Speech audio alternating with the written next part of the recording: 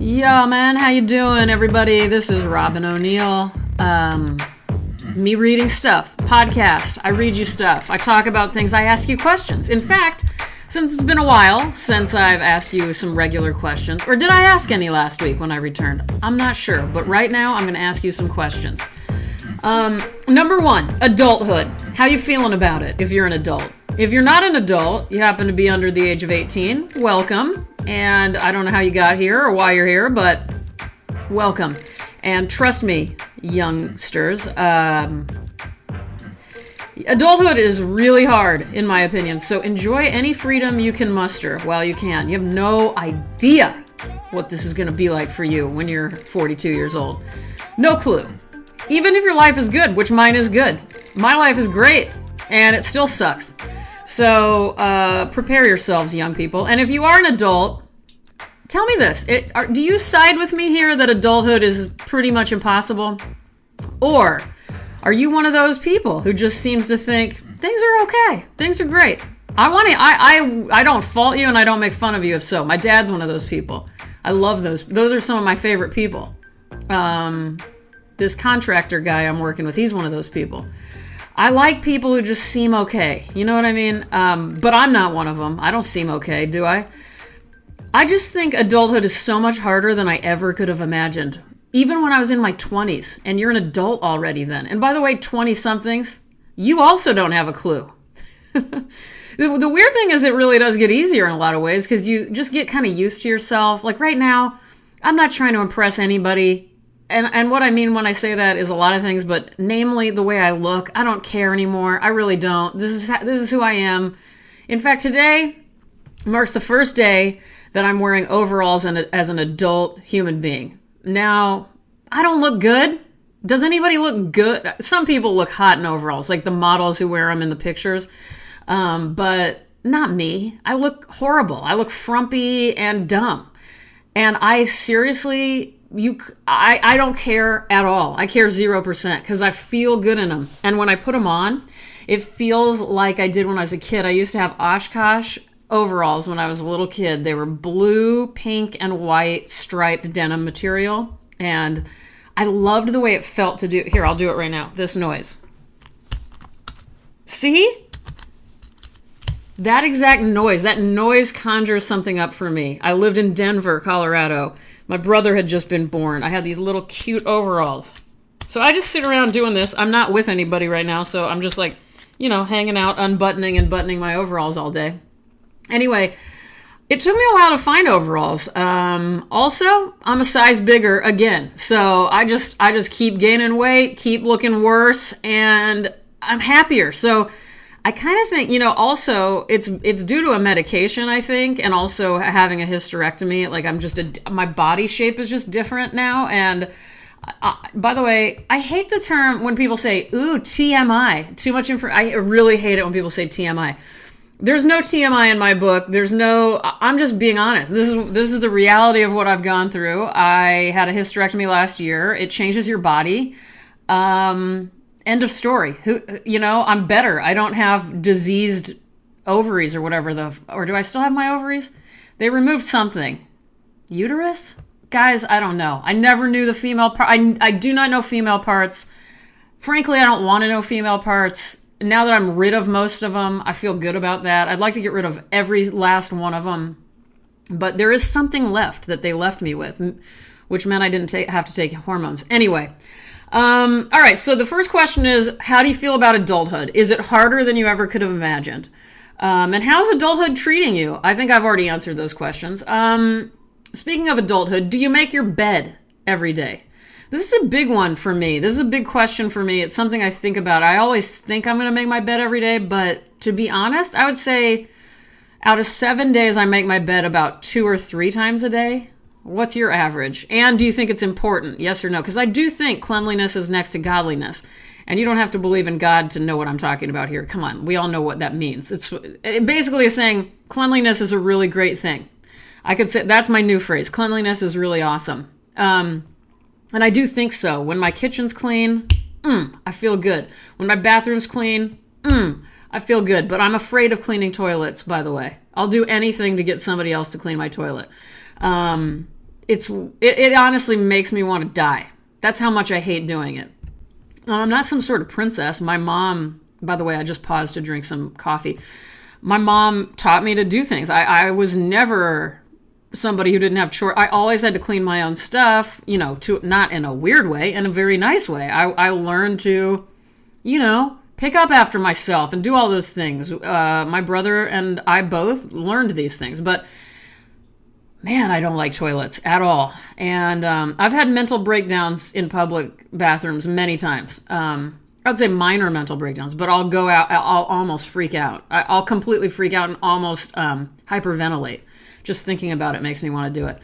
I was about to say something.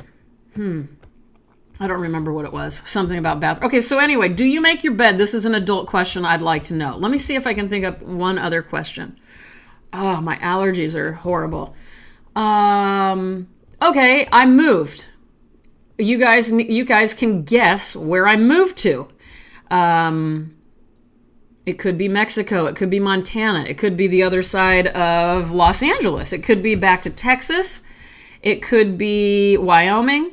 And it could be Illinois. So you have those to guess. It could also be any other place on Earth. So I want you guys to guess where you think I live.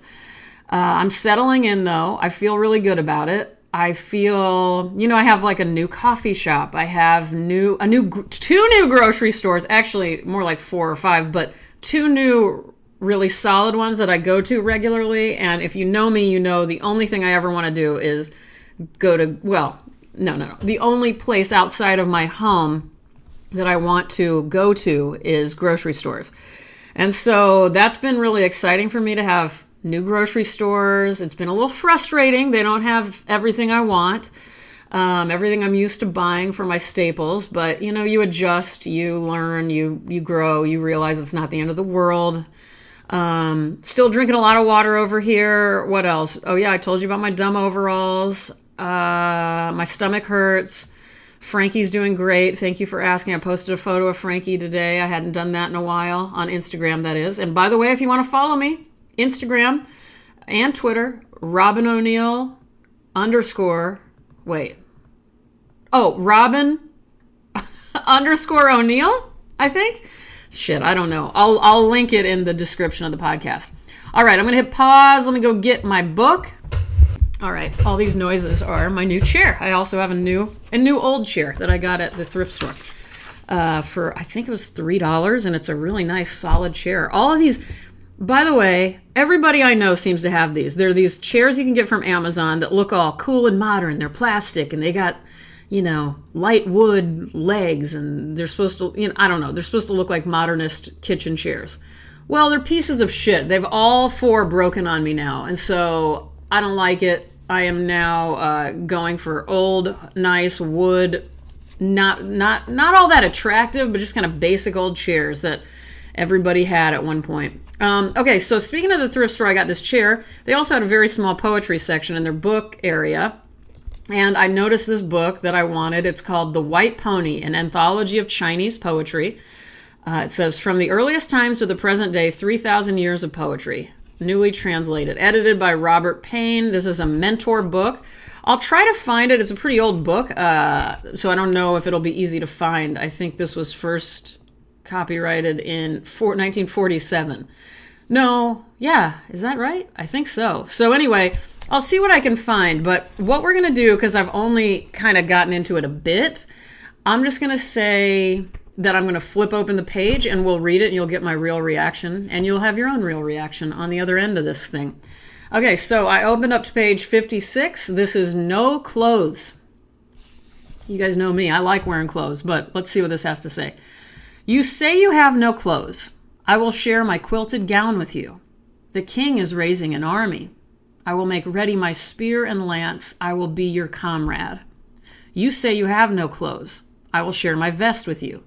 The king is raising an army. I will make ready my spear and halberd, and in the ranks join you. You say you have no clothes. I will share my quilt with you. The king is raising an army. I will make ready my jerkin and arms, and march along with you. Well, first of all, I don't know if I said halberd right, Halberd, but I like that poem. That was a good one to start with. There's no credit to this. This might be anonymous because I believe it's a translation from a very old poem in the beginning, because it's kind of towards the beginning. So I am so sorry that I don't know who wrote that. But anyway, this is from, yeah, there's no credit, so it must be anonymous and ancient, which is always exciting and also sad, because I've said this before, a lot of times that means they were a woman. Sometimes it doesn't mean that, but in that case, who knows? But I liked that one. I really liked it. I like how it went from quilted gown to quilt. It started with, I will share my quilted gown with you, and then the last stanza says, I will share my quilt with you. Okay, hold on. Let me take a sip of coffee. Decaf. Still drinking decaf. 2.5 years in. And then I'll be right back. Okay, I'm back. All right, let me see. And by the way, I confirmed that one was looked to be an anonymous, let's see, from the Fountain of Old Poems is what it was from, I think. This is kind of a confusing book. I think because it's falling apart. No, that's not it. Dudes, sorry, don't know what it's from. It could be from the Book of Songs. That would make sense too. I've already lost it. All right, so, ooh, Song of Splendid Clouds. I'd like that, but let's keep looking. The Beggar. Let's go for this one. This is by Tao Wan Ming. The Beggar. Hunger drives me along my road. I do not know where I'm going. Drifting about in this neighborhood. Embarrassed, I knock on a door. The master knows why I have come. His gifts are such as I had hoped. So we chatter to the day's end, each cup drained and replenished, and happy in our new friendship. We begin to compose poetry. You favor me like the washerwoman, but I am not a future hero. How can I show you my heart's gratitude? I will requite you from the dark shades. That is nice. I just remembered a poetry club I started when I was in college with my boyfriend at the time's stepbrother or something, and we were both kind of pet sitting at the house or something like that, and we were taking shifts. But then when our shifts would cross over, we decided to, I think we would sit on opposite sides of the living room and write poems and share them with each other. I wonder what happened to all of those. Anyway, I like the idea. Tao Wan Ming was a hermit poet, and I like the idea that that's probably real. Like, he probably just knocked on a door, didn't know where he was. Can you imagine someone doing that? Like, if somebody knocked on my door right now, yo, man, you want to write some poems together? I don't know what I would do. All right, one more. I just like the title of this one. This is from Tu Fu. Thinking of my brothers on a moonlit night. By the way, that last poem was AD 372. Okay. Thinking of my brother on a moonlit night. Tu Fu. That's Tufu. And Tu Fu, let's see, there's a whole section on Tu Fu here. Tu Fu, AD 713 to 770. Whoa, this line says he's the greatest of Chinese poets without exception. And yet he is extraordinarily difficult to translate. Well, that's usually a good sign. And I'm just going to say it one more time. I love translators. What you guys do is incredible. All right, thinking of my brothers on a moonlit night. I have no idea what this is going to be like. No one walks when the guardian drum sounds. The cry of the wild geese marks autumn on the frontier. Now at night the dewdrops twinkle with a starry whiteness. Yet how much brighter shines the moon on my home. My brothers are separated and wanderers in the land, and there is nowhere I can ask whether they have survived or are dead. A letter takes so long upon the way. Oh, but I know there is much more than war in this country. I guess it's not too much of a surprise, but I will tell you, there's so much war in this book. Every time I kind of flip to anything, it seems like the word war is in every single poem, which is pretty torturous to see. There was one that I really liked. I can't remember. It might be the first one in Book of Songs. Maybe not. I don't know. You guys, I'm so sorry. I thought it might be fun to explore this book with you while I look through it for the only third time I've looked through it. Oh, Melancholy by Li Yu. Let's read this one. And this will be our last one. Weariness has aggravated since the year. Desolation has augmented my despair. A ruthless wind cuts my ailing bones. The misty rain chokes my melancholy heart. At night, the incense tripod is used to simmer herbs. In the morning, I find there is frost on half my beard. Where are the affinities of old? Who would ask now about the dethroned king? That's a nice one. That was my favorite one of the night. How about you guys? By the way, it is nighttime. It's not quite dark, but it's duskish. And you know that always makes me very happy. I don't know, something about that last poem reminded me of how I was trying to look out of one of my windows and last night to see if I could see stars from the window. And I saw the moon, and I did see stars. And then it occurred to me that I could actually see through the window. And what I mean by that is the old apartment I used to live in, the people who took care of it, or the landlords, I should say, they did not take care of it. There was never any cleaning of the windows in the 5+ years I lived there. And so I just got accustomed to looking out dirt windows, you know, like everything just, and in LA, if you've ever lived there, you know there's this insane amount of grime from the pollution on anything. So my balcony that I used to enjoy, I finally got sick of having to clean off the railing every single day, because if I leaned on it to look out towards the sky and the city, I would get black grime all over my arm or my sweatshirt or whatever I was wearing. And I just gave up. I was just so sick of it. I mean, you can't believe how much grime accumulates every single day there in LA.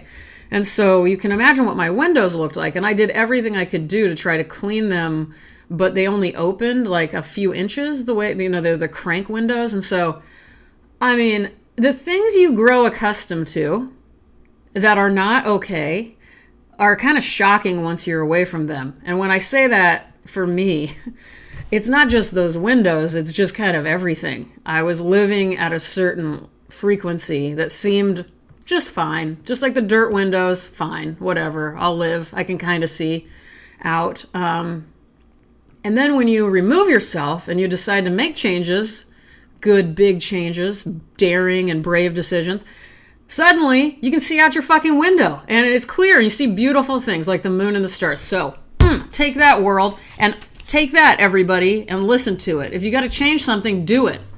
Okay, I wanted to say thank you for the 5-star reviews. I last week, and I'll say it again, encouraged you guys, if you get on Apple Music, Apple Podcasts, or iTunes, whatever it's called, and give me a 5-star review for me reading stuff. If you include a question, I will read your question and your name on the podcast and answer your questions. So I've got a couple of these, and I also have a review I'd just like to give a thank you to somebody for. So first one is from Benji98. Thank you for your very sweet review. I'll just read your question. So it's, if you could have a different name than the one you already have, what would it be? Oh, Benji, I love this question because even though I like my name, I like pretending to have other names. I would say I wanted my name to be Tabitha my whole life. And it was because I watched Bewitched and I loved Samantha and Tabitha, and I loved both of their names. So I would like to have the name Samantha or Tabitha. And I also like my cat's name, Frankie, for a girl. So I would also like to be called Frankie. And once again, I love it when people call me Robbie. That's what my family calls me, and a lot of close friends do. Not everybody does, but I always like, when people call me Robbie, I get very comforted and very happy. So it's a different name than I actually have on my birth certificate, so that kind of counts. As for a last name, I'd like to be called Samantha Palmtree. Palmtree will be my last name. Okay, the next question is from Pop-Up Door. Where was the best place you ever lived? And first of all, thank you again for your 5-star review. It was a very sweet one. Where was the best place I ever lived? Oh, I suppose you asked because I was talking about how many different places I've lived. You know, one I didn't mention, this was, when I was a resident at Art Pace in San Antonio, it's an artist residency program, I loved living, they had lofts for us artists, and I loved living in this loft. And I think the thing I loved about it the most is, first of all, I love San Antonio. It's one of my favorite cities in the world. And what I loved was the bed was up a ladder. And I've always loved ladders that lead to like loft areas. So it was a big, kind of open and very tall space. And it had a little kitchen. And I remember I just had this sort of great mini life while I was there for the 3 or 4 months I was there. And it was just so beautiful. So anyway, I would say San Antonio at the Art Pace Residence House, whatever it was called, the loft. I loved it. Climbing the ladder to get to the bed was just so much fun. It felt like I was camping, but I was, indoors with air conditioning and TV and all of that. So that would be my best place I've ever lived. And I thank you guys so much. And I encourage more of you, just feel free to write some 5-star reviews and ask me any question. I'll answer whatever you ask me. I want to thank Corey for her review. Very, very sweet of you. A lot of people have said thank you for coming back. I got some reviews without questions. This one made me so happy, so I'd like to say thank you to Murasaki Floof. This one says, the kindest. Look, if you're looking to peer into the crevices of poetry, learn its lurid or livid details, its putrid and pretty peculiarities of craft and draft and afterthought, its compendium of facets, this is not the podcast for you. This is the podcast for those who adore poetry. This is where you come to smile, come to relax without your laces so tightly wound, come to eat Fritos even though you pretend to your friends that you can't stand them, come to feel uncannily home. Son of God and ice cream cones, I enjoy this podcast. It's like a blog, but it's like a phone call, but it's like having a typewriter, but it's like being a mirror in a locked ward, but it's like playing with shambolic cats. P friggin' S. Do you know very little about poetry and wish you knew more? Listen. Do you know so very much about poetry and wish you didn't? Listen. This space is so low pressure that clouds pile into it. Holy dahlias, I say come. Come hydrated. Robin's either 90 or 19, and that's a pretty starry thing. So, Murasaki Flu, first of all, you got to hit me up somewhere. I got to know who you are. Maybe I do know who you are, but I don't think I do. The reason I read this full review, you guys, is because that's beautiful writing right there. I don't care if that's about me or if it's about, I don't know, some other person. It's just, I love the way this was written, even though I couldn't pronounce the word particularities all of a sudden. Don't know what's wrong with me. But anyway, so thank you very much for that. That made me so happy. And thanks to John David Sharp and Peter Schreibs, who also wrote really kind reviews. So thank you for the reviews. Keep them coming. Keep asking me questions. And keep telling your friends about this poetry podcast or whatever it is. Sometimes I don't know what it is, and when people ask me, I have no idea what to say. So if anyone wants to write me an elevator pitch, please do.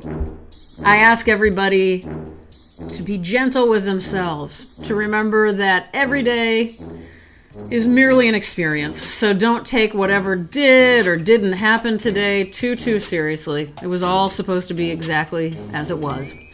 I ask that you give people a break, including yourself, and remember we're all doing our best, even though it's sometimes a shitty job. Buy yourself something that you love. Do it tomorrow. Tomorrow's Friday. Go buy yourself something, even if it's like a little thing, like a coffee that you normally wouldn't buy. It's probably what, $2.50, $3. Get the quarters that are in your the bottom of your bag. Buy yourself a coffee. Or if it's some Doritos. If you haven't had Doritos in a while and you like them. And if you're crazy and you like Cool Ranch Doritos with the little blue specks in them, I do, buy those. And remember, keep dying, keep writing it down. I'll see you guys next week, and I love you very much. Goodbye.